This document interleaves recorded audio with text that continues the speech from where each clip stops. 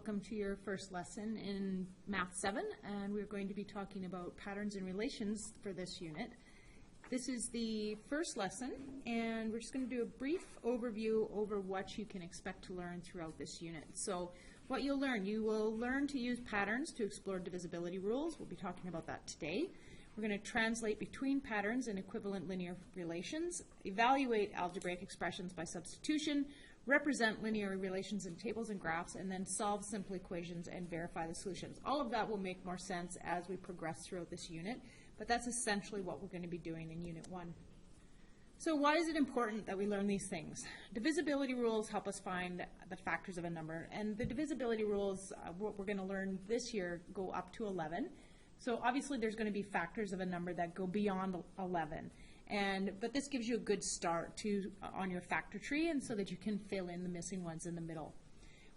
When we do graphs, they provide us information and are a useful problem-solving tool. You could very easily extend a graph to find more values to numbers without actually doing the equation. And we're going to find efficient ways to represent patterns, and that can help us describe and solve problems as well. So, patterns and division. Recall from previous years that the number being divided is called the dividend, and the number we're dividing by is the divisor. The quotient then is the number that's represented by the result of the division. So 4 divided by 2 is 2. So 4 is the dividend, 2 is the divisor, and quotient is also 2. So in order for a number to be divisible by another number, the quotient must always be a whole number. If it ends in a decimal, then it is not divisible. Dividing by 1 does not change the value of a number. So if you do 10 divided by 1, your answer is still 10. The overall value, the quotient of the number, is not going to change the value of the number. And dividing by 0 is meaningless. You can't divide by 0, so we say that it is undefined. So 0 divided by 5 is still 0. Okay, but 5 divided by 0 is undefined because you cannot divide something into 0 groups. Okay? So if you try to divide by 0 on a calculator, you'll get an error message. So if you've got a calculator with you, try that. Try 5 divided by 0 and see what you get. Okay, it's not going to give you a 0. It's going to say error. Okay, so the divisibility rules. You can use patterns to find the divisibility rules for different numbers. So on page 12 of your Math Makes Sense textbook, you'll find the list of divisibility rules from 2 through 10. There is another rule for 11, but it's lengthy, and we will practice it a little bit, but it's not something that I'm going to end up testing you on. But you must know the ones from 2 through 10. So if you take a look, we know that if any number is divisible by 2, if it is an even number, so 2, 4, 6, 8, 10, 12, are all going to be divisible by 2. To be divisible by 3, the sum of the digits have to be divisible by 3. So 15, for example. So you take the 1 and the 5, add them together, you get 6. 6 is divisible by 3, therefore 15 is divisible by 3. 29, 2 plus 9 is 11. 11 is not divisible by 3. Therefore, 29 is also not divisible by 3. To be divisible by 4, the number that is being represented by the last 2 digits has to be divisible by 4. So if you only have a 2-digit number, then you may need a calculator to help you figure it out, or you may have to do long division in order to figure it out. But if you have a 3-digit number, like 126, you would only look at the 26. If 26 is divisible by 4, then 126 is divisible by 4. In this case, 26 is not divisible by 4. Therefore, 126 is not divisible by 4. 5 is another one that everyone should know. If your number ends in a 0 or a 5, then it is divisible by 5. 6 is if the number is divisible by both 2 and 3. So remembering that it has to be an even number then to be divisible by 2, and the sum of the digits have to be divisible by 3. And both of those things have to occur in order to be divisible by 6. 7, there's a rule for 7, but it's very, very time consuming to do, and you could probably actually do the long division long before the rule and the testing procedure for 7 would actually work.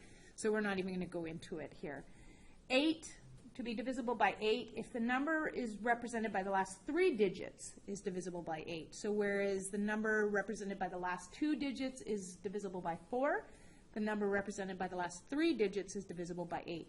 Therefore, if it doesn't have 3 digits, you're just going to have to figure it out in longhand.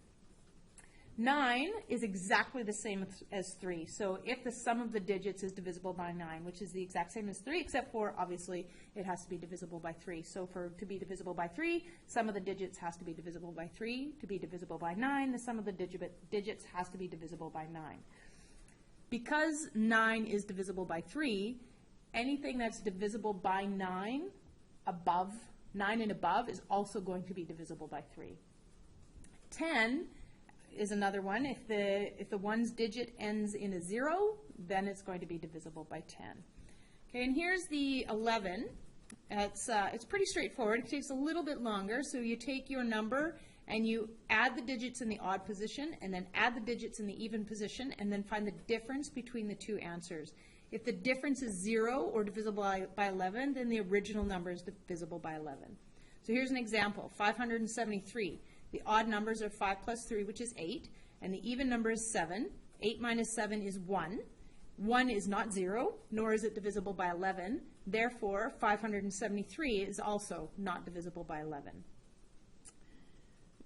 It's easy to see divisibility rules and patterns in a 100 chart, and we'll take a look at one of these in class. Okay, Venn diagrams, we can also use Venn diagrams to display the results of numbers that may or may not be divisible by multiple numbers. So for example, we have this list of numbers over here, and we want to determine which ones are divisible by 3, which ones are divisible by 5, and which ones are divisible by both. We know that 5 is divisible by 5, so that goes on this side. We know that 9 is divisible by 3, but not 5, so it goes on this side. 15 ends in a 5, so divisible by 5. Add the 5 and the 1 together, you get 6, so also divisible by 3, so 15 would go here in the middle. 18 is not divisible by 5, but it is, 8 plus 1 is 9, divisible by 3, so it goes over here. 24, not divisible by 5, but 4 plus 2 is 6, so it is divisible by 3, so it goes in here. 25 ends in a 5, so it's divisible by 5. 5 plus 2 is 7. So that is not divisible by 3, so it only goes on the 5 side. 33, 3 plus 3 is 6, so that is divisible by 3, but not 5, so it goes there. 55, 5 plus 5 is 10, so not divisible by 3, but divisible by 5, so it goes there. 165 ends in a 5, so divisible by 5, and 5 and 6 is 11, and 1 is 12, so also divisible by 3, so that one's going to go in the center. 182, not ending in a 0 or 5, so not divisible by 5. 8 and 2 is 10, and 1 is 11, so it's not divisible by 3 either. So what you do with numbers that are divisible by neither is you put them on the outside of your Venn diagram.